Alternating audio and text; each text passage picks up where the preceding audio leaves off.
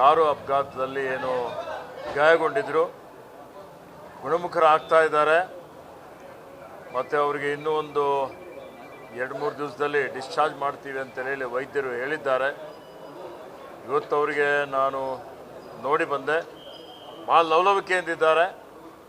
ಆದಷ್ಟು ಶೀಘ್ರದಲ್ಲಿ ಬೇಗ ಸಂಪೂರ್ಣವಾಗಿ ಗುಣಮುಖರಾಗಿ ಮತ್ತೆ ಸಾರ್ವಜನಿಕ ಜೀವನದಲ್ಲಿ ಅವರು ಏನು ಉತ್ತಮವಾದಂಥ ಸೇವೆ ಮಾಡ್ತಾ ಇದ್ದಾರೆ ಅದನ್ನು ಮುಂದುವರಿಸ್ಕೊಂಡು ಬರಲಿ ಅಂತ ಹೇಳಿ ಅವರಿಗೆ ಹಾರೈಸಿ, ಅವರ ಲಕ್ಷಾಂತರ ಜನ ಅವರ ಅಭಿಮಾನಿಗಳಿದ್ದಾರೆ.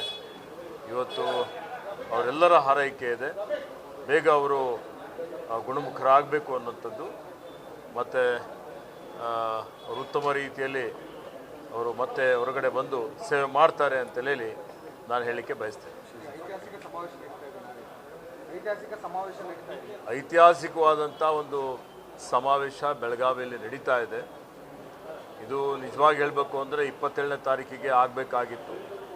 ಇವತ್ತು ಏನು ನಮ್ಮೆಲ್ಲರ ನೆಚ್ಚಿನ ನಾಯಕರಾದಂಥ ಡಾಕ್ಟರ್ ಮನಮೋಹನ್ ಸಿಂಗ್ರವರ ಅಕಾಲಿಕ ನಾವ್ಯಾರೂ ಊಹೆ ಮಾಡಿರಲಿಲ್ಲ. ನಿಧನದಿಂದ ಅದು ಮುಂದೂಡಲಾಯಿತು.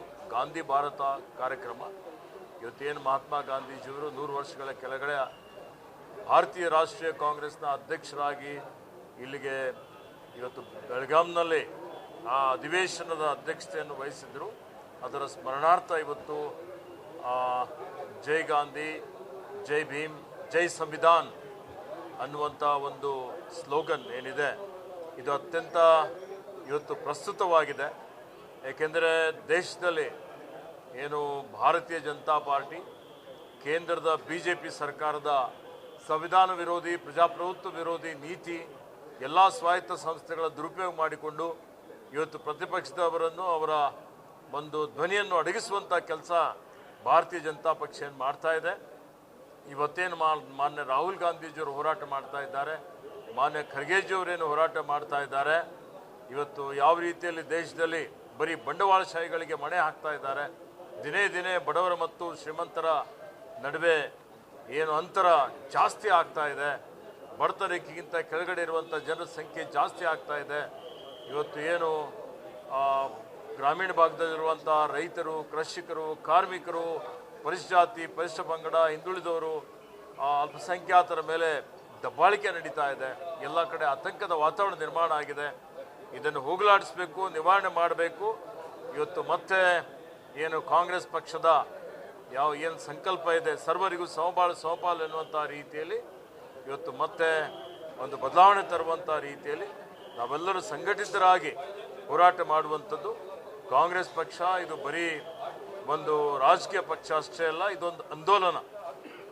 ಈ ದೇಶದ ಜನರಿಗಾಗಿ ಯಾವ ರೀತಿಯಲ್ಲಿ ಇವತ್ತು ಅಭಿವೃದ್ಧಿ ಕಾಂಗ್ರೆಸ್ ಪಕ್ಷದ ಕಡೆಯಿಂದ ಆಗಿದೆ ಅದನ್ನು ಮುಂದುವರಿಸಿಕೊಂಡು ಹೋಗಿ ಮುಂಬರುವಂಥ ದಿನಮಾನಗಳಲ್ಲಿ ಇನ್ನೂ ಬಲಿಷ್ಠವಾದಂಥ ರಾಷ್ಟ್ರ ನಿರ್ಮಾಣ ಮಾಡಲಿಕ್ಕೆ ನಾವೆಲ್ಲರೂ ತಯಾರಾಗಬೇಕಾಗ್ತದೆ. ಆ ನಿಟ್ಟಿನಲ್ಲಿ ಏನು ಮಹಾತ್ಮ ಗಾಂಧೀಜಿಯವರ, ಡಾಕ್ಟರ್ ಬಾಬಾ ಸಾಹೇಬ್ ಅಂಬೇಡ್ಕರ್ ಅವರ ತತ್ವ ಸಿದ್ಧಾಂತಗಳನ್ನು ಅಳವಡಿಸಿಕೊಂಡು ನಾವೆಲ್ಲ ಸಂಘಟಿತರಾಗಿ ಹೋರಾಟಕ್ಕೆ ಸಜ್ಜಾಗುವಂಥದ್ದು. ಮತ್ತು ನಮ್ಮ ರಾಜ್ಯದಲ್ಲಿ ನಾವೇನು ಗ್ಯಾರಂಟಿಗಳು ಕೊಟ್ಟಿದ್ದೇವೆ, ಉತ್ತಮ ಆಡಳಿತ ಕೊಡ್ತಾ ಇದ್ದೇವೆ, ಅದನ್ನು ಮುಂದುವರಿಸಿಕೊಂಡು ಹೋಗಿ ಇವತ್ತೇನು ಕೋಮುವಾದಿ ಶಕ್ತಿಗಳನ್ನು ಹಿಮ್ಮೆಟ್ಟಿಸುವಂಥ ಕೆಲಸ ಇವತ್ತು ಪ್ರತಿಯೊಬ್ಬ ಕಾಂಗ್ರೆಸ್ ಕಾರ್ಯಕರ್ತರು ಮಾಡಬೇಕಾಗಿದೆ.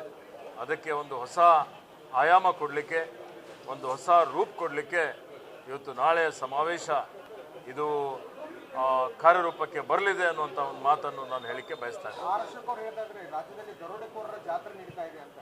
ಅವರೇ ಎಲ್ಲ ದರೋಡೆಕೋರರು ಮಾಡೋದು ಅವರೇ, ಇವತ್ತು ಅಪರಾಧ ಮಾಡೋರು ಅವರೇ, ಇವತ್ತು ದೂರು ಕೊಡೋರು ಅವರೇ. ನಾವೇ ತನಿಖೆ ಮಾಡ್ತೀವಿ, ನಾವೇ ತೀರ್ಪು ಕೊಡ್ತೀವಿ ಅಂತಾರೆ. ಎಲ್ಲರಿಗೂ ಗೊತ್ತಾಗಿದೆ, ಜಗಜ್ಜಾಹಿರ ಆಗಿದೆ. ಅವ್ರು ಯಾರ ಮಾತಿಗೆ ಯಾವುದೇ ಬೆಲೆ ಇಲ್ಲ. ನ್ಯೂಸ್ ಫಸ್ಟ್ ನಿರ್ಭೀತಿಯಿಂದ ನಿಮ್ಮ ಪರವಾಗಿ.